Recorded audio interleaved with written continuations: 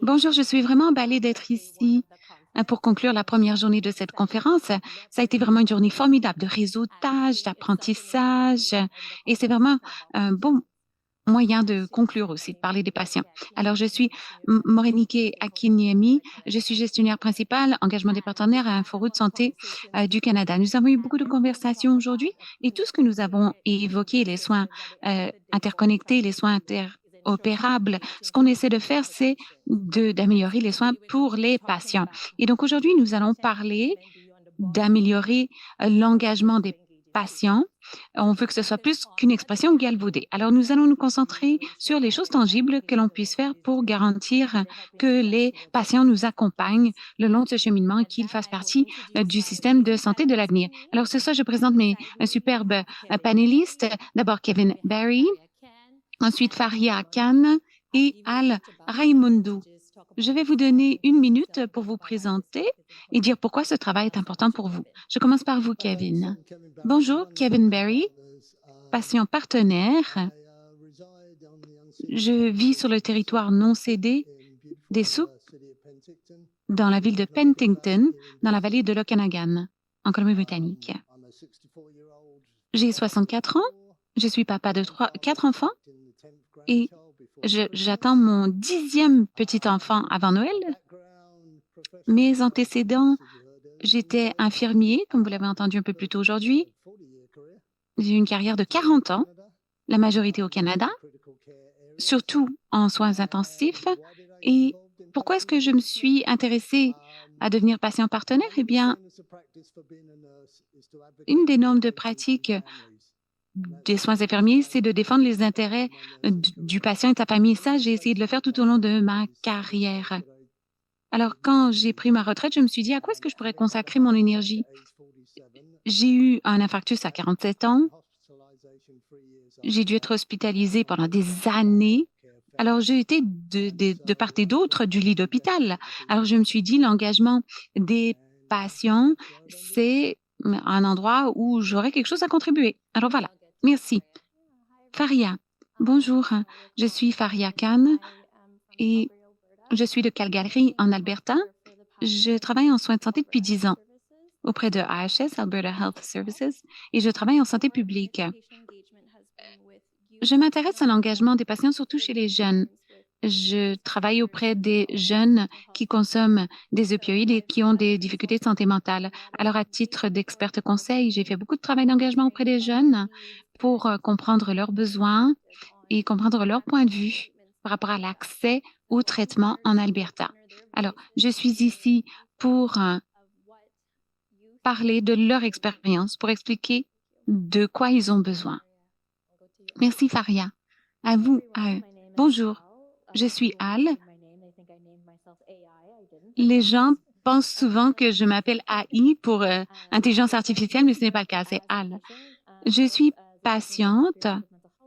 J'ai une expérience vécue à la fois en santé mentale et en oncologie. J'ai participé à la conception conjointe de divers programmes, entre autres avec des jeunes familles, d'autres patients atteints du cancer. Je suis vraiment passionnée surtout pour les questions de santé mentale. On réduit euh, les préjugés depuis longtemps, enfin, on travaille à leur élimination et maintenant, les gens se sentent plus capables de demander de l'aide, mais le système, quant à lui, n'est pas prêt à répondre à leurs demandes. Alors, nous essayons à présent de nous attacher à la conception conjointe des systèmes. Quel formidable panel diversifié. Alors, je commence par vous, Faria. Que signifie engagement des patients pour vous? On en a parlé, on a parlé de soins interconnectés. Pouvez-vous nous parler de ce que signifie l'engagement des patients? À quoi est-ce que ça ressemble, la participation de patients pour vous? Eh bien, dans le type de travail que je fais,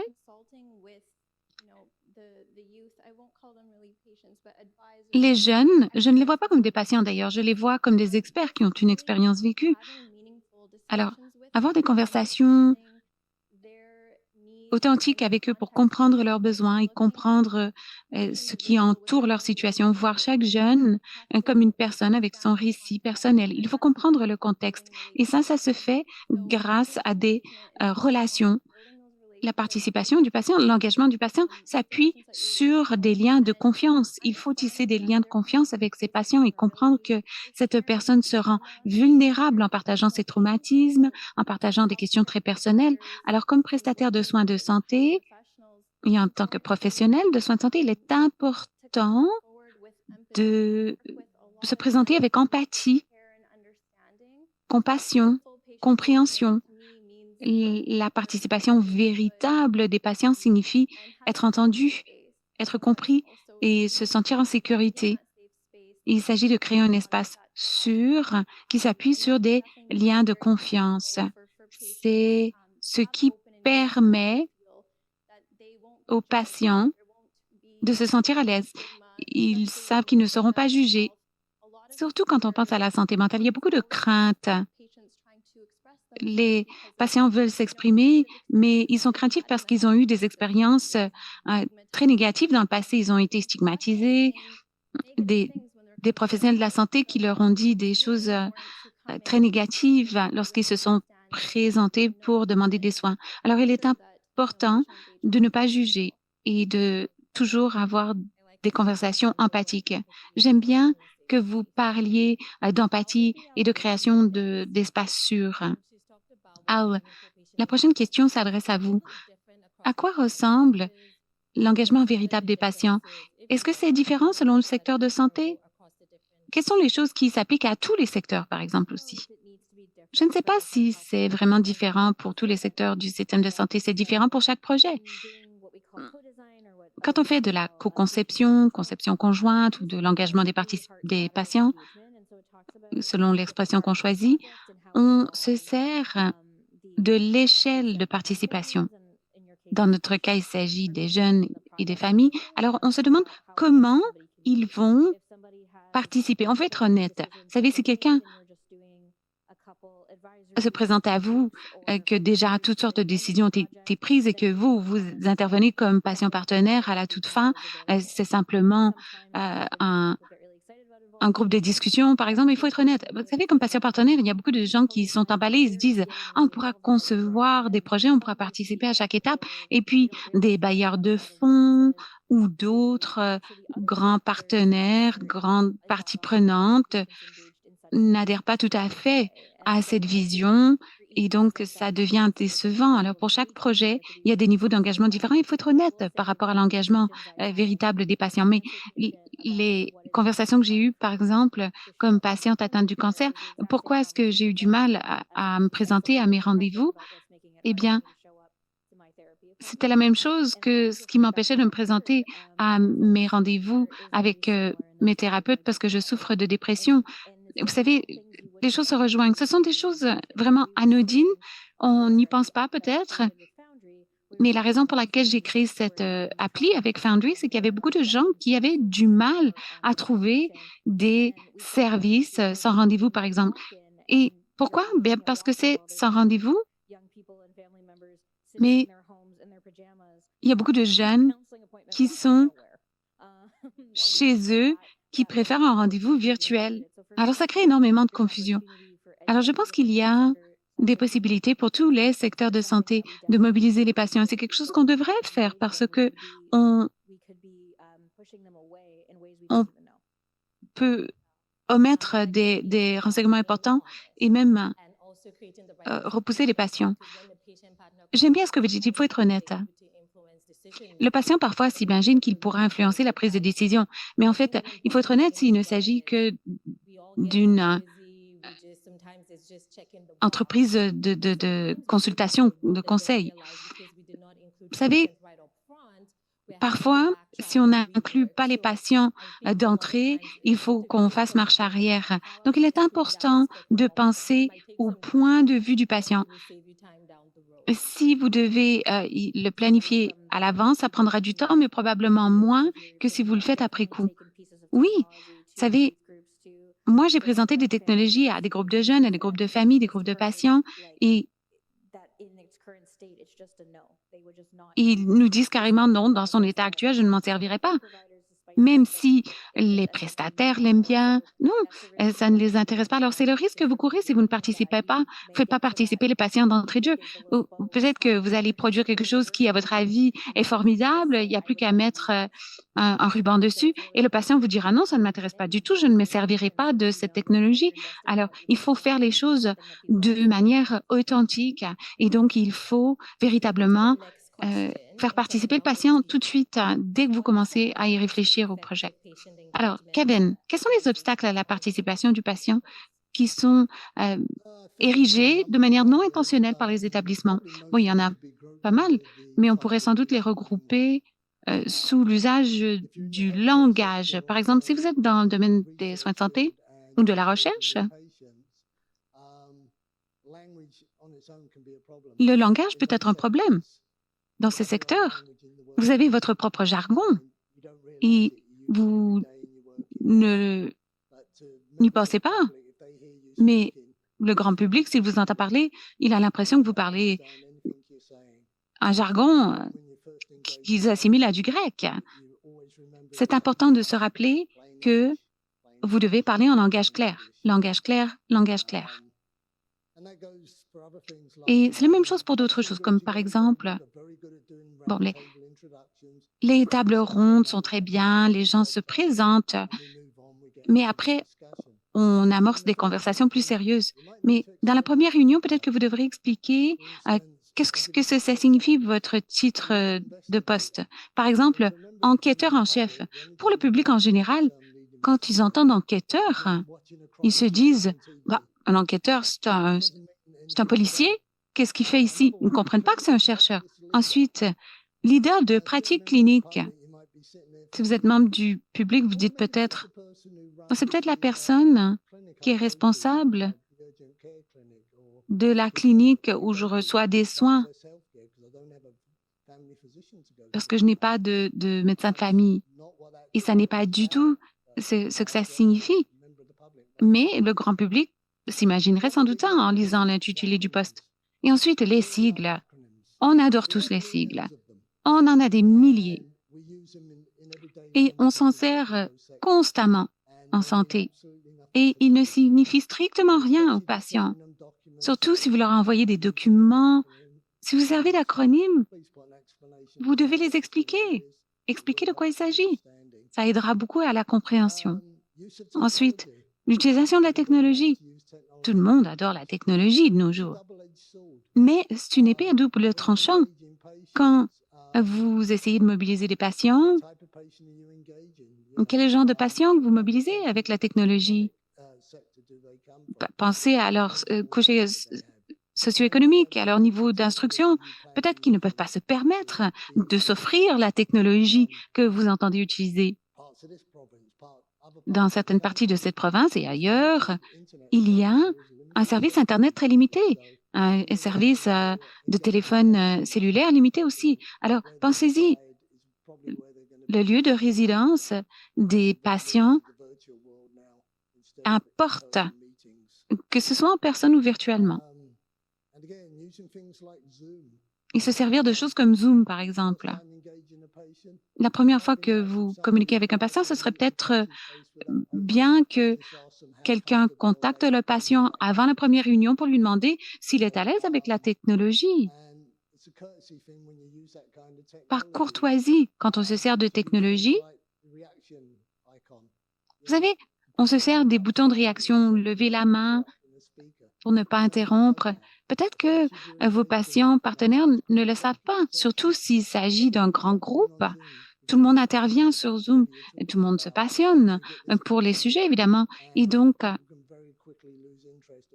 vous avez des patients qui se désintéresseront parce qu'ils n'ont jamais la parole.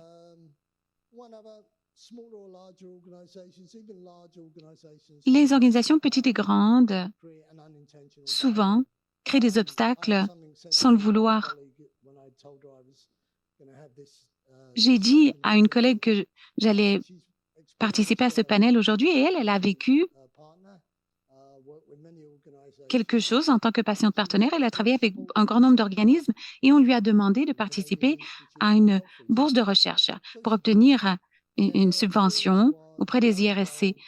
Et Bon, dans le passé, elle aurait écrit une lettre ou un courriel et ça aurait été suffisant. De nos jours, les choses ont changé. Maintenant, il faut remplir toutes sortes de modules, même comme patient partenaire, pour participer à une demande de subvention. Alors, ce qu'elle a écrit aux IRSC, c'est: on m'a demandé de remplir un module sur les recherches genrées pour soutenir ma participation. La subvention demande qu'un des participants soit une personne qui a une expérience vécue et cette personne doit terminer un module. C'est bien au-delà de mes capacités. Je ne suis pas universitaire, je ne suis pas chercheur et je ne peux pas remplir ce module.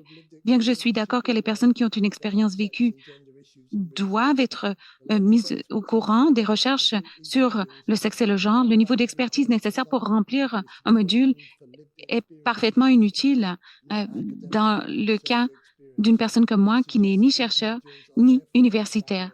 Je pense que ces modules sont donc un obstacle à la participation des patients. Elle a eu une réponse. Tout ce qu'ils ont dit, c'est: on va examiner la chose. Alors voilà quelques exemples. Merci, Kevin. Ce que vous dites revient à la centralité du patient. Il faut se rappeler que le patient a besoin peut-être d'une formation pour participer à Zoom. Peut-être qu'il faut lui expliquer des acronymes, peut-être qu'il faut lui expliquer comment télécharger une appli. Il faut leur donner les soutiens dont ils ont besoin pour pouvoir véritablement contribuer. Paria, bon, Kevin nous a parlé des obstacles. Il nous a parlé d'une résolution à ces difficultés, une résolution éventuelle. Est-ce qu'il y a des obstacles, d'autres obstacles? Et est-ce que les organisations peuvent faire quelque chose pour les éliminer? Eh bien, pour revenir à la question du langage, c'est très important d'avoir une formation pertinente pour le personnel de tous les postes, que vous soyez le personnel clinique ou le personnel administratif, ou que vous soyez travailleur social, thérapeute. C'est important que vous ayez une formation sur le langage, comment interagir avec vos patients. Par exemple, moi, je travaille avec des jeunes. Alors, avoir un langage adapté aux jeunes, c'est très important. Si vous travaillez avec des personnes âgées, vous devez vous servir d'un langage qui leur convienne. Il y a des gens qui sont, par exemple, des réfugiés, des nouveaux arrivants. Il faut comprendre que si l'anglais ou le français n'est pas leur langue maternelle, comment vous adapter afin d'améliorer l'équité en santé et la littératie en santé aussi, pour faire en sorte que tout le monde comprenne comment participer à la hauteur de sa capacité. C'est important d'être formé donc en langage. Il faut que ce soit adapté à l'âge, à la culture et que ce soit un langage inclusif, surtout qui évite de stigmatiser. Je ne saurais trop insister là-dessus. Il faut éviter que les gens se sentent marginalisés lors de ces interactions. On ne veut pas que ces gens se sentent inférieurs et comprendre que le langage, c'est comme la technologie, ça évolue constamment. Donc, il faut rester au courant des nouvelles expressions. Et cela signifie aussi peut-être, bon, si vous n'êtes pas formé, particulièrement pour ces questions linguistiques, ayez des conversations avec les patients. Vous allez, euh, si vous faites attention, comprendre comment communiquer avec eux. Évidemment, ça prend du temps. Et en ce qui concerne l'obstacle de la technologie, bon, Kevin et moi sommes d'accord, c'est une épée à double tranchant. Parfois, ou un couteau à double tranchant, parfois c'est une solution, parfois c'est un obstacle. Évidemment, pendant la période de COVID, j'ai dû communiquer avec les patients de manière Zoom. Bon, les jeunes étaient d'accord, eux, ils aiment bien Zoom. Et ils éteignaient leur caméra, ils étaient bien contents. Ils se servaient de la boîte de clavardage, ils savent se servir de toutes les fonctionnalités de Zoom. Alors, ça n'a pas été un gros obstacle pour eux. On a pu continuer nos projets d'engagement avec les jeunes en dépit de la pandémie. Il faut aussi tenir compte des régions plus éloignées, rurales, où les gens n'ont pas accès à la technologie. C'est la raison pour laquelle nous avons créé un partenariat avec des organisations qui pouvaient envoyer des portables et des tablettes à ces jeunes qui n'avaient pas accès à cette technologie. Alors, pensez à faire appel à d'autres partenariats, trouver des partenaires communautaires pour que l'on puisse donner la technologie aux personnes qui n'en ont pas. Un autre exemple, nous avons travaillé avec une clinique dans une ville assez éloignée et les jeunes sont allés dans un centre communautaire où on avait espacé les bureaux pour qu'ils soient à 2 mètres les uns des autres, mais ça leur a permis d'utiliser les ordinateurs pour qu'on puisse continuer d'interagir avec eux. Alors, il s'agit de trouver des aménagements avec vos partenaires communautaires. C'est un excellent moyen de surmonter ces obstacles. Merci, Faria. Ce que vous venez de dire me mène à ma prochaine question. Elle s'adresse à Al. Comment peut-on mobiliser les communautés les plus précarisées pour entendre toutes les voix, dont ces personnes qui sont généralement sous-représentées à nos tables de discussion? Une chose que j'ai entendue de la part de ces panélistes qui ont répondu à vos questions et que je souhaite dire et réitérer, c'est qu'il faut travailler avec les patients pour déterminer comment ils veulent interagir avec vous. Et dans bien des cas, ça signifie préparation.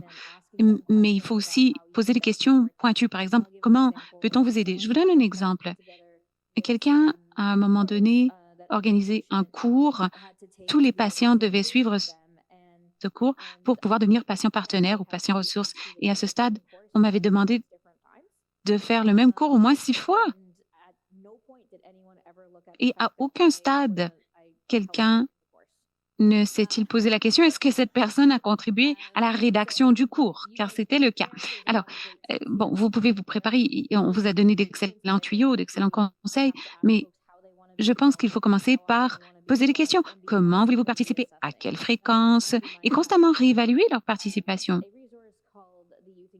Undermine a une ressource qui s'appelle Youth Engagement Smoothie. Et donc, on détermine qu'est-ce qui a bien fonctionné, qu'est-ce qui n'a pas bien fonctionné, comment est-ce qu'on peut ajuster la recette. Et pour ce qui est des jeunes les plus vulnérables, les patients les plus vulnérables, cette conversation doit se produire. C'est-à-dire, il faut savoir pourquoi ces personnes n'ont pas été consultées jusqu'à présent. Qu'est-ce qui a été un obstacle jusqu'à présent? Et ce que les autres panélistes n'ont pas évoqué, qui mérite d'être souligné, c'est la rémunération. Moi, je participe à la conception des technologies. Tout le monde est payé, sauf les patients partenaires. Les patients sont souvent les seuls à ne pas recevoir de rémunération. Il faut les payer pour leur expertise, il faut les payer parce qu'ils se rendent dans des endroits. Ça aidera surtout les personnes vulnérables. Il y a des personnes, des jeunes qui m'ont dit qu'ils étaient vraiment emballés de participer, mais ils devaient choisir entre avoir un chèque de paye complet ou de participer à nos séances d'engagement. Donc, évidemment, ils ne vont pas limiter leur accès à des revenus pour participer à nos activités. Alors, la rémunération est importante. Il faut aussi penser au moment de la journée où vous organisez ces activités. Est-ce que c'est au milieu de la journée où les gens qui, comme moi, ont un travail, ont peut-être du mal à assister? Ça limite toutes sortes de personnes qui n'ont pas le soutien qu'il leur faut de leur travail. Bon, ce n'est pas mon cas, mais c'est le cas de beaucoup de gens.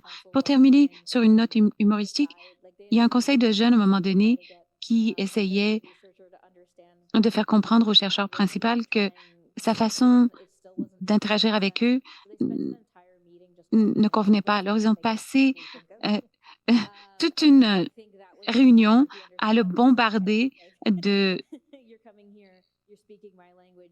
d'un langage qui ne leur convenait qu'à eux. Et là, il a fini par comprendre. Regardez qui est votre public et de quoi il a besoin. Il y a des moments où, par exemple, on m'a demandé de prendre connaissance de toutes les définitions. Ça faisait 9 ans que j'étais un patient partenaire à ce moment-là. Bon, ça peut être important pour des patients plus récents, mais il faut au moins avoir 2 patients partenaires pour qu'ils puissent s'épauler. Et si vous voulez diversifier votre bassin de partenaires, il y a beaucoup de patients partenaires qui sont des femmes blanches, hétéros. Bon, si vous êtes la seule à ne pas correspondre à ce profil, ça crée beaucoup d'angoisse. Alors, avoir au moins 2 personnes et surtout qui n'ont pas la même identité, vraiment, l'intersection identitaire, ça serait idéal.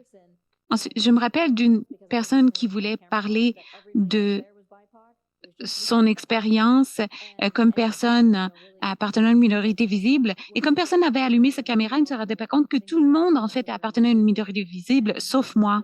Alors, c'est important d'expliquer aux gens qui participent aux réunions et pour que tout le monde se sente à l'aise, pour que tout le monde se sente à l'aise de présenter ses idées.